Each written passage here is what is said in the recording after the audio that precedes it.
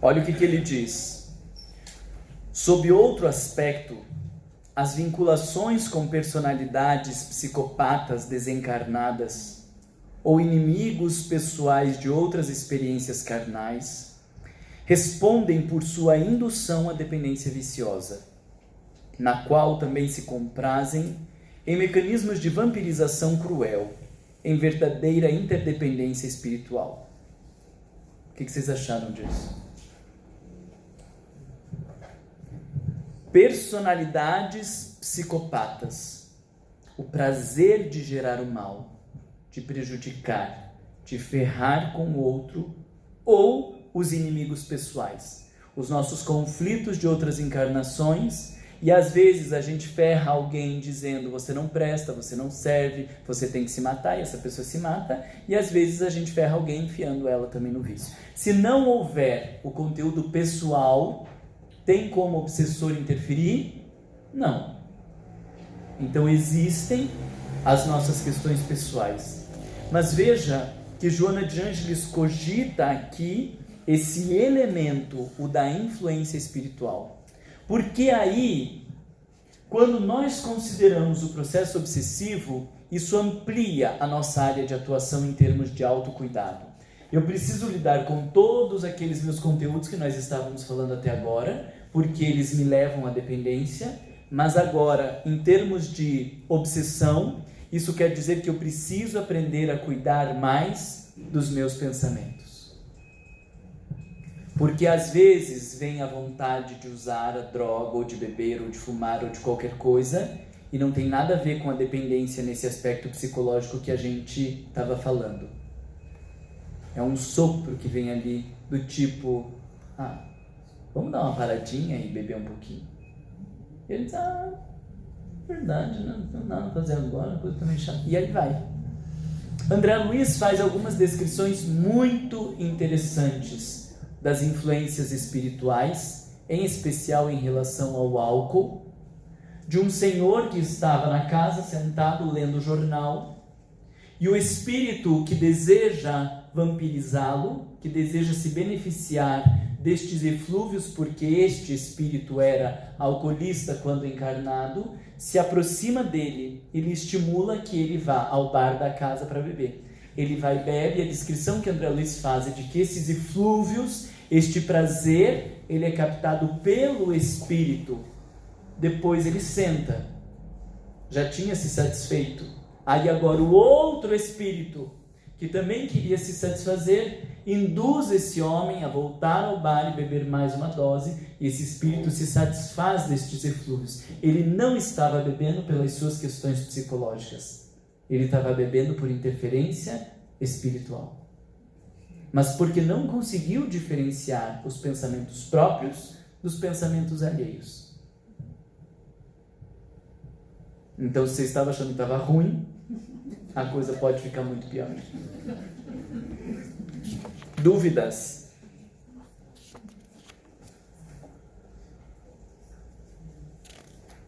Mas, Marco, mas aí como, pela tua experiência, como ter consciência, ou como ganhar consciência para separar os pensamentos próprios? Vou dar um curso de 2 anos e meio.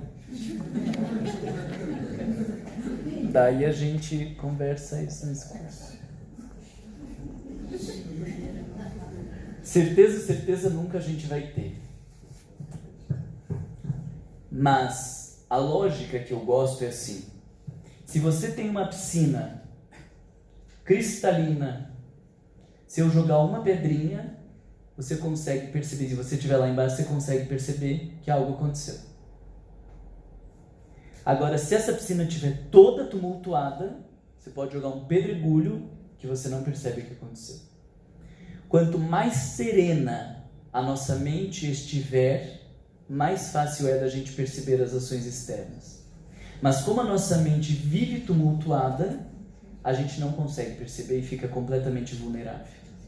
Entende? Então, não sei te dizer ao todo do processo, mas a lógica é: quanto mais sereno, mais fácil é de perceber as perturbações. Por isso que daí entra a meditação, entra a necessidade do silenciar. Ferramentas externas, né? Sim. processo do autodescobrimento, né? Mesmo que eu tenha todos esses conflitos, eu preciso parar, tá, mas agora eu tô com vontade de beber, por que eu tô indo beber? O que eu tô indo fazer? Né? E às vezes daí eu digo, nem vou, eu tenho que levantar ali no barzinho e pegar os negócios, depois outra hora eu vou. Aí eu paro. E daqui a pouco volta o pensamento, opa, eu já estou vendo aqui um monólogo, um diálogo, porque eu estou dizendo não e um dizendo sim, e uma hora não e uma hora sim, eu já começo a perceber que tem uma interferência externa. Agora, se eu não paro, se eu não presto atenção no que eu estou pensando, no que eu estou sentindo, se eu não estou em contato com esse meu mundo interno, eu não consigo perceber. Mas nem todas as pessoas possuem uma capacidade assim, né? Não, a maioria não. A maioria é difícil, não. Né? A gente não tem hábito de parar, a gente não tem hábito de silenciar, né? Nem sozinho, quando está com os outros, pior ainda, porque a gente acha que quando está com alguém tem que estar falando, né? Tem um pavor disso, né? O moço do Uber tem que estar falando, né? Não temos que ficar falando, né? Entre amigos não tem que estar falando, né? Fala se tem que falar. E a gente curitibano, como vive essa loucura do clima em Curitiba, sempre tem uma coisinha do clima para falar, né? Nossa, como esquentou agora, né? Nossa, e olha o frio hoje. Porque, claro, fica essa coisa, eu queria ver a gente no Mato Grosso, né? Que daí é sempre aquele sol escaldante, não ia ter o que falar, o que a gente fala? Né? Porque como aqui sempre altera, entra no elevador. Nossa, é quente hoje, né? Cala a boca, não olha pra mim, não fala comigo, eu tô aqui prestando atenção na minha vida, tô brincando. Mas assim, a gente não consegue ficar em silêncio. Não consegue ficar em silêncio nem na presença dos outros e também não consegue ficar em silêncio na nossa própria presença. Isso atrapalha demais. Atrapalha a qualidade da prática mediúnica, atrapalha o nosso hábito da meditação, porque como que eu vou sentar e meditar se eu não paro nem um segundo? Aí eu quero sentar e por 15 minutos meditar. Mas se eu não tenho paradas, se eu não tenho esse movimento de desacelerar o meu pensamento, como que eu vou conseguir parar de verdade? Daí agora eu quero sentar e agora eu vou parar. Vai acontecer. Porque eu não criei este hábito no dia a dia. Eu digo assim, exemplos que vão construindo esta mente meditativa. Eu vou tomar água. Preste atenção na água que está tomando. Porque a gente está enfiando a água goela abaixo e não está nem prestando atenção. Eu vou comer, preste atenção no que está comendo. A gente come muito mais do que precisa. Porque a gente não está prestando atenção e não está processando o que a gente está comendo. A gente só está enfiando goela abaixo. Está no centro espírita? Fique em silêncio. Até no passe, as pessoas estão lá no passe pensando, ai Senhor, abençoa lá minha casa, pessoal, não sei o que, não sei o que, não sei o que. O mentor estava ali esperando 5 segundos para você calar a boca, para ele te intuir alguma coisa, e não fica quieto em momento nenhum. Está fazendo xixi, cocô, com livro, com celular, hoje em dia as pessoas estão com celular, né? Esses dias teve um moço que ele disse assim, a gente estava negociando um negócio, falou, me mande um áudio, que daí eu escuto quando eu estiver no banho. Como? No banho? É porque o meu celular já comprei a prova d'água, porque daí ele já fez. Meu pai do céu, mas no banho tem que estar onde a tua mente? Tem que estar no teu corpo.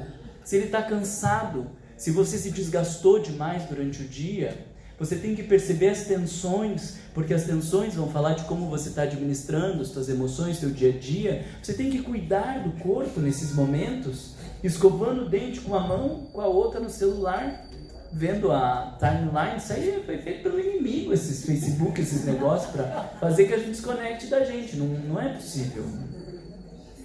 Então, se eu não tenho a prática da água, do banheiro, do banho, da comida, de vários momentos de parar, de apaziguar, de silenciar, como que eu vou conseguir sentar por 15 minutos e manter minha mente serena? Não consigo. Entende? Estávamos lendo. Agora, vamos lá para frente no próximo capítulo, o item instalação e danos da dependência viciosa, que é o capítulo do tabagismo.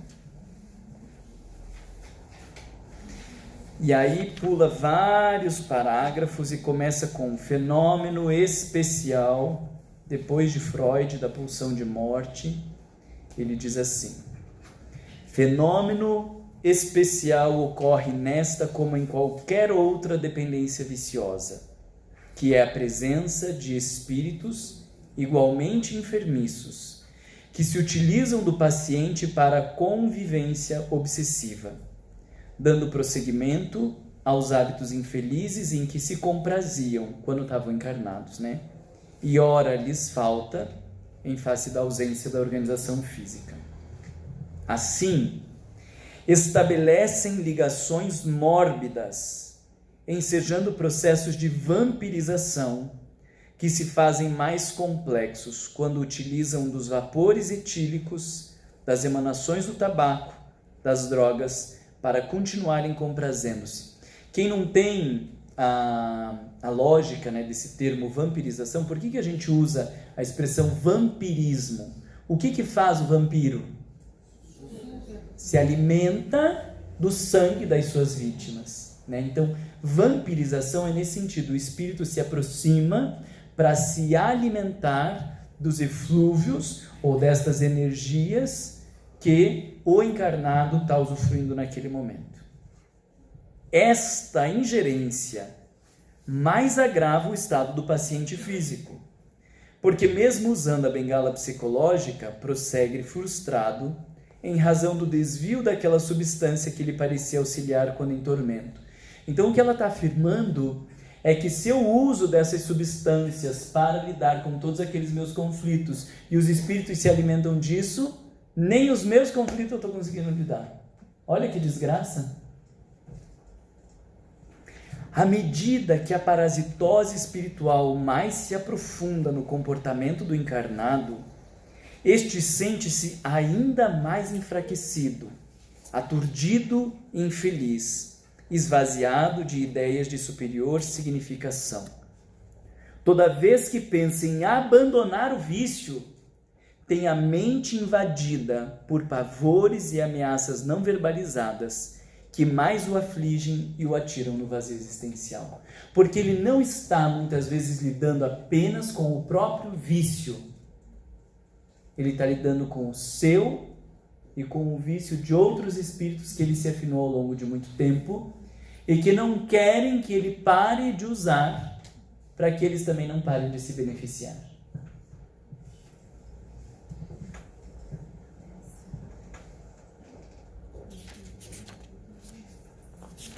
Vamos lá para o alcoolismo também.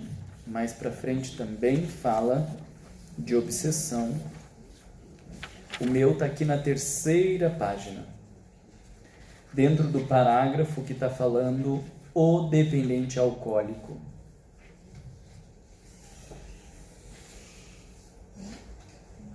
O dependente alcoólico é portador de compromissos espirituais transatos muito grandes, à semelhança de outros enfermos.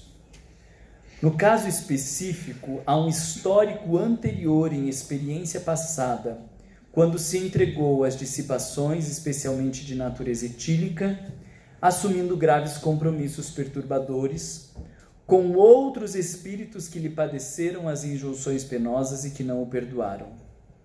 Reencontrando-o, estimulam-no à antiga debilidade moral, a fim de o consumirem na alucinação, ao tempo que também participam das suas libações, dando prosseguimento aos desaires que a ausência do corpo já não lhes permite.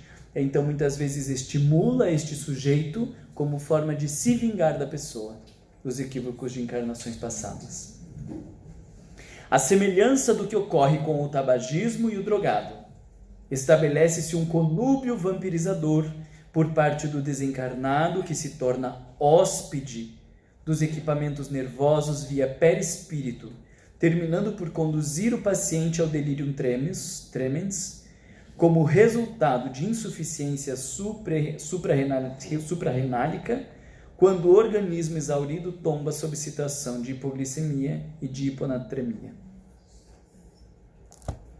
Tipo, feio o negócio. Isso ajuda-nos a entender por que muitas vezes é tão difícil largar das drogas, do álcool, do cigarro.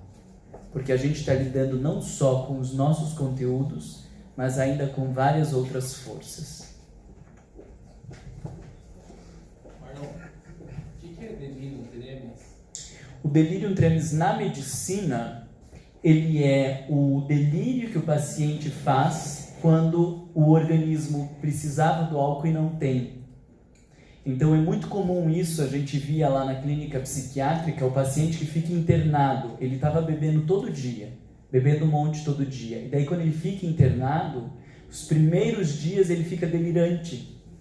Então, de repente, está vendo coisas subindo pela parede, está vendo não sei o quê, conversando sozinho pelo corredor, e a gente nem liga muito porque já sabe que isso é parte do processo de desintoxicação, porque o sujeito, o organismo está reagindo à falta do álcool.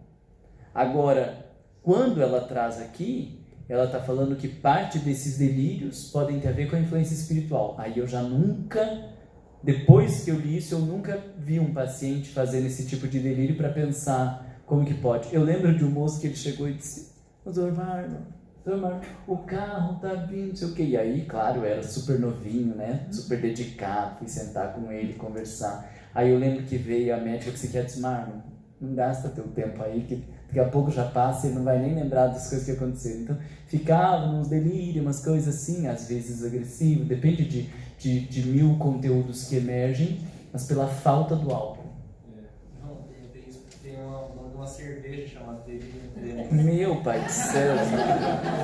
Aí já tá perdido o negócio. É tipo uma super famosa. Sério? Mais pegadas do mundo, assim. Eu estalo agora. Não, é uma situação grave. Para encerrarmos, eu trouxe aqui uma frase que alguns de vocês já viram até por esses dias, porque eu postei no Instagram, mas que eu tenho pensado sobre ela, mas que acho que funciona, que de um jeito cai tão perfeitamente para as reflexões que a gente estava fazendo, que eu queria compartilhar com vocês. Isso é o Jung. Então, assim, o Jung escreveu um livro que ficou chamado Livro Vermelho. É um texto enorme dos diálogos que ele tinha com ele mesmo, com o seu mundo interno, em contato com os seus conflitos, com os seus aspectos essenciais, poderíamos dizer com os seus santos e com os seus demônios. E tem muitos diálogos que ele coloca ali, a alma falando e ele falando, a alma falando e ele falando, como alguém que está conversando, porque ele tinha uma vivência interna muito grande, a ponto de algumas pessoas pensarem que ele psicotizou. E aqui ele está tendo uma conversa, e esta é a fala da alma dele para ele. Se todas as pessoas e todos os seus caminhos pudessem tornar-se estranhos a ti, assim, poderias reencontrar as pessoas fora de ti e reconhecer seus caminhos. Mas que fraqueza, que desespero, que medos. Aqui, você pode pensar caminho como as nossas escolhas, as nossas ideologias, a forma de pensar, de agir, aquilo que a gente acha certo, que acha errado. Então, cada um de nós vai fazendo um caminho na vida, a partir da sua forma de pensar, da sua forma de sentir. E ela está denunciando a dificuldade dele de andar no seu próprio caminho. Porque andar no nosso próprio caminho exige um nível de autonomia, um nível de reflexão e de autoconfiança que não é para a maioria de nós. E aí o que nós acabamos nos tornando? O sujeito da massa. E eu vou fazer o que todo mundo está fazendo. Eu vou pensar o que todo mundo está pensando. Eu vou agir como todo mundo está agindo. E isso tem muito dentro da lógica das drogas, no início, na juventude, porque quando todos os meus colegas fumam, é muito difícil bancar se o não fumar. Quando todos já experimentaram droga, é muito difícil bancar o não experimentar, ou quando todo mundo está bebendo e diz que é só bebida social, dizer eu não bebo. É muito difícil a gente fazer ou assumir o próprio caminho. Quando as pessoas pensam uma coisa ou pensam outras. E aí ela está aqui dialogando com ele, dizendo da dificuldade de assumir o próprio caminho. Tu não suportarás andar teu caminho. Terás sempre, ao menos, um pé em caminho estranho, para que não te sobrevenha a grande solidão. Para que a mãe consolo, e aqui mãe consolo, ela está falando num sentido pejorativo, precisa de consolo, coitadinho da conta da vida, e precisa de alguém consolando, dizendo, é pecadinho. Para que a mãe consolo esteja sempre perto de ti, como se fosse uma criança, né? Para que sejas aprovado, reconhecido, lamentado, consolado, estimulado, para que alguém te arraste por caminhos desconhecidos, onde te extravias de ti mesmo e onde, aliviado, te possas pôr de lado, como se não fosses tu mesmo. Quem deve praticar tuas ações, quem deve carregar as tuas virtudes e os teus fardos, não te arranjarás com tua vida, e os mortos vão perturbar-te terrivelmente por causa de tua vida não vivida. Tudo mesmo deve ser cumprido. O tempo urge, porque queres ajuntar uma coisa aos montes e deixar a outra se deteriorar? Todos nós temos um percurso, que é único, com conflitos, com dramas, com dores, com desafios, com escolhas. E se a gente não tiver conexão com este caminho, a gente vai assumindo outros caminhos e abandonando o nosso próprio percurso, abandonando os nossos desafios, e de repente a gente constrói uma vida que é até admirada por todos, aplaudida, valorizada, mas mesmo assim a gente não se sente bem. E esses foram os pacientes que mais o Jung atendeu. Pessoas que tinham conquistado um lugar, que eram bem vistas, valorizadas, aplaudidas pela sociedade, mas não se sentiam bem, porque estavam vazias de si mesmos, dos seus próprios caminhos, das suas próprias escolhas, vazios de quem nós somos, porque nós não temos perguntado quem somos, nós temos nos perguntado como eu devo ser, como eu tenho que agir, para não ser criticado, para não me sentir sozinho, para me sentir consolado, para me sentir aprovado. E neste movimento nós vendemos a nossa própria alma, desconectamos dos nossos aspectos essenciais e não chegamos a lugar nenhum. E aí, quando nós estamos por completo desencontrados de nós mesmos, a vida chega com este inúmero rol de possibilidades da gente anestesiar esta solidão, estas dores, esses constrangimentos, pela via do álcool, das drogas, do cigarro, da comida, do poder, das compras, de tantas e tantas seduções que a vida tem nos apresentado. E qual é a proposta psicológica? Assumir o próprio caminho, suportar a solidão, porque na hora que a gente se banca, a gente está sozinho. É fácil ter um monte de pessoas à nossa volta. Quando a gente se vende, quando a gente é conivente, quando a gente faz pensando que os outros vão pensar, o que os outros vão aprovar. Joana de Ângeles, no capítulo 2 do livro Psicologia da Gratidão, ela tem um item sobre a sombra. E ela diz assim: os sujeitos mais aplaudidos na nossa sociedade são os sujeitos mais escravizados dentro de si, porque estão vendidos para o mundo lá fora. A gente não veio à Terra para ser aplaudido. A gente não veio à Terra para usufruir. A gente não veio à Terra para ficar numa festa permanente.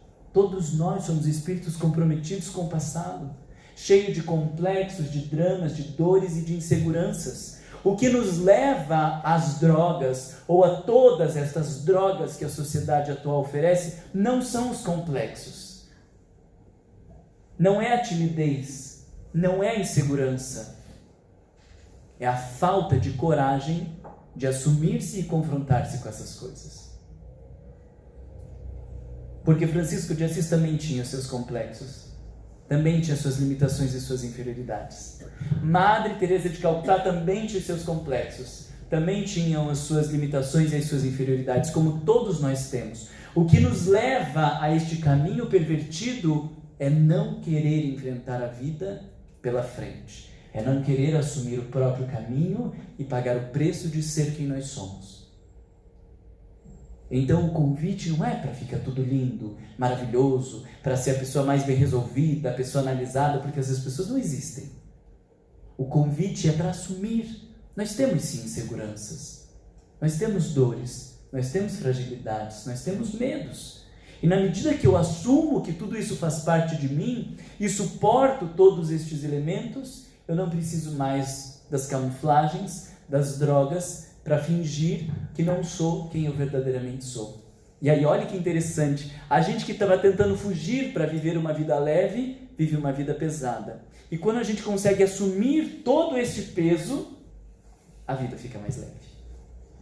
A proposta da doutrina espírita é uma proposta de consolação. Mas não é o consolo de dizer, vai ficar tudo bem, tá tudo bem e tá legal. É uma proposta de consolo nos mostrando que cada um carrega o fardo na medida que pode suportar, que nenhum de nós é vítima do mundo, porque todos nós estamos num processo de aprendizado, e que tudo que a vida nos oferece hoje faz parte do nosso processo evolutivo e tem um sentido de ser. Este é o maior consolo que a doutrina pode nos oferecer, porque com isso a gente se fortalece e consegue enfrentar a vida e aprender com tudo que ela tem para nos ensinar. Boas leituras para vocês. Não temos encontro no mês que vem. Nos vemos daqui 2 meses. Bom final de semana para